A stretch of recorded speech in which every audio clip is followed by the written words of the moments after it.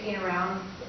It's been a long meeting, but this is so important, and I really appreciate that people have stayed. Multnomah County serves thousands of people every day, and there is no place where that service is more apparent than in the lobby of this very building.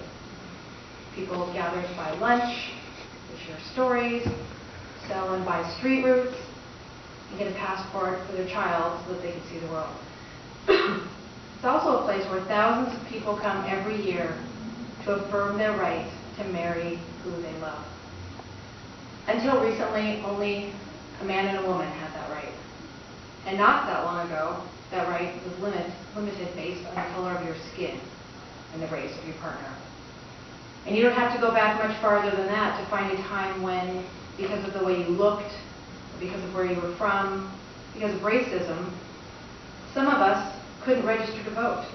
Some of us couldn't buy property, and some of us might not have been invited to enter through the front door.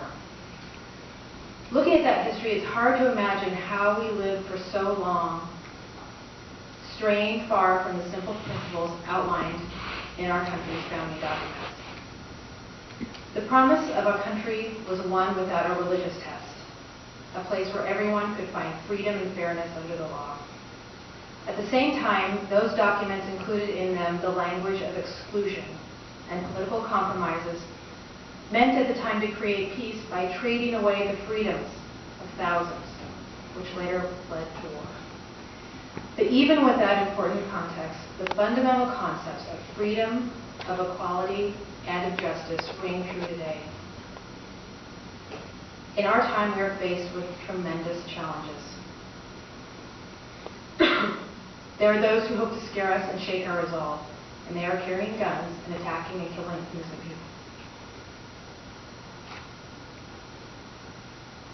And there are those who hope to divide us to profit on fear and hatred, turning those base emotions into television ratings and policies that abandon the promise of our country. But we stand together with pride. Pride in knowing that we have overcome so much fear and hatred to reach this moment today.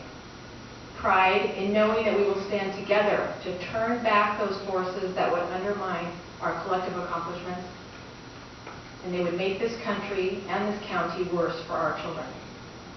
And pride in knowing that everyone who is lucky enough to find someone they want to spend their life with can walk through those doors of Multnomah County and declare their right to marry who they love.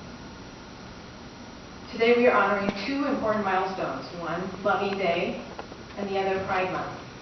Both highlight how far we have come as a country and recognize that, to quote my hero, Lin-Manuel Miranda, that love is love is love is love, no matter your gender identity, the color of your skin, or the place where you were born. Thank you.